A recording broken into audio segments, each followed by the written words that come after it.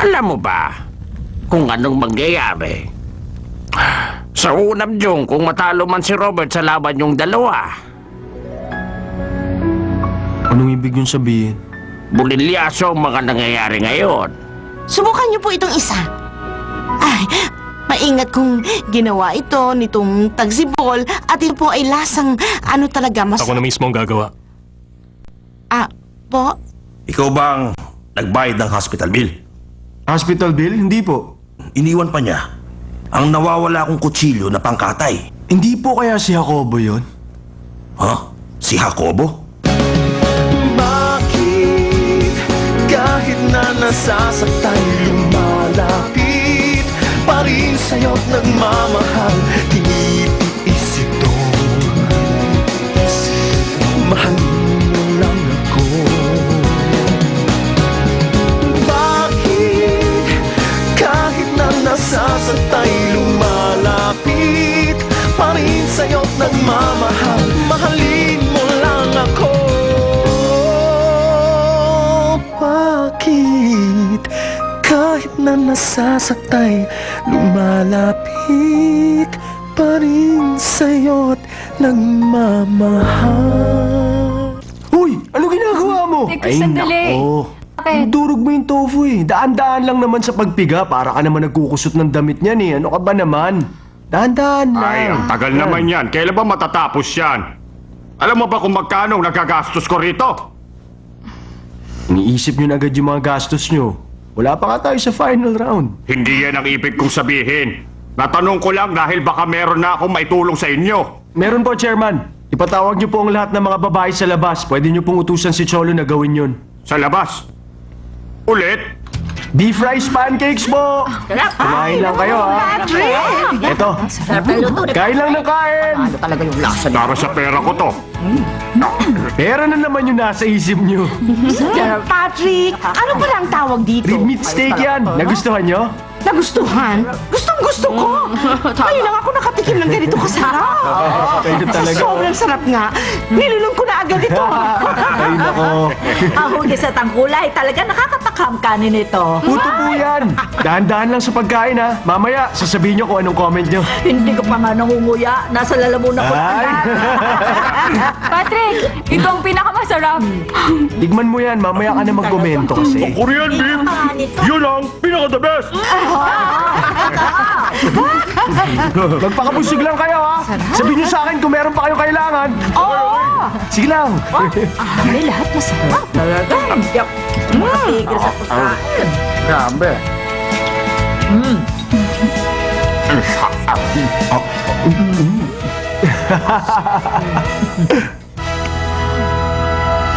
Ay, grabe.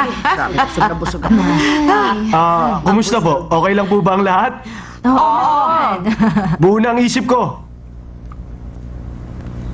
Ano to? Brisket at ginseng salad. Brisket at ginseng salad to na gawa sa brisket end at outside skirt na hiniwa ko ng manipis. Nakapagdesisyon na ako. Tsak mananalo ako dahil nakita ko kayo habang kumakain kayo nito. Salamat po. Pareho tayo, Patrick. Naiintindihan ko sinabi mong yan. Yun din ang napili ko. Hindi ba, Mare? Mas nauna yata ako sa'yo. Huli kang dumating dito, ah. Sandali, makinig kayo. Magandang tingnan ng isang ito at talagang masarap, kaya lang sobrang mahal. Po? Ang Korean beef ay napakamahal para sa akin. Saka yung pang-sopas lang ang kaya kong bilhin. Ha? Brisket ito, hindi ba? Na may outside skirt at ginseng. Sobrang mahal ng presyo nito, kaya hindi ko kakayanin na mabili ang Korean beef. Hindi ba? Isa pa, hindi ako nakakatikim nito noon.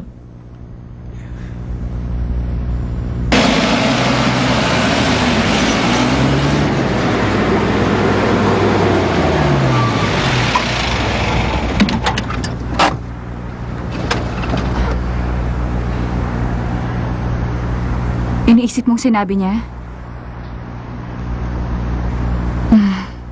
Tama siya. Masarap ang Korean beef. Malasa at magandang kalidad nito. Alam nating lahat yon, kaya lang sobrang mahal nga lang nun. Kasi kahit sino, makakapagluto ng masarap.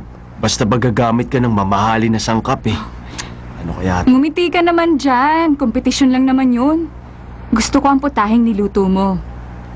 O, sige ah. Sige na. Jenna! Sandali. Bakit? Magkano ang upa mo dyan? Upa ko? Bakit? Kasi pagigiba na yung apartment ko kaya kailangan ko na makalipat agad ng bahay. Ganun ba? Luma na kasi yun eh.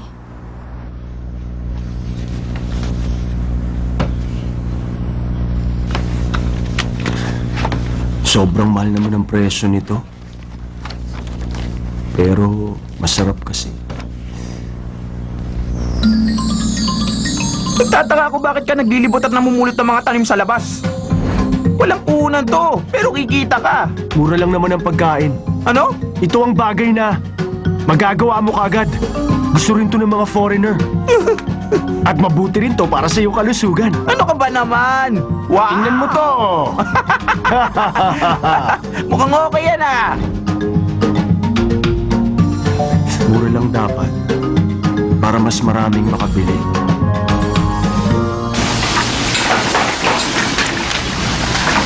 Three palace course at 6 palace lunch. At 5 seasonal special ang order. 3 palace course at 6 palace lunch. At 5 seasonal specials. Okay. Nasaan na ba si Victor? Hindi na kami magkanda-ugaga rito tapos wala pa siya. Kijong, nasaan si Director Gong? Ewan ko, hindi ko alam. Sumablay siya. Panalo na sana tayo sa kompetisyon.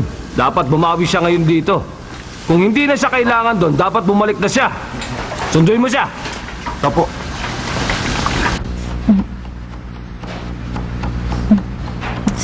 Para tong...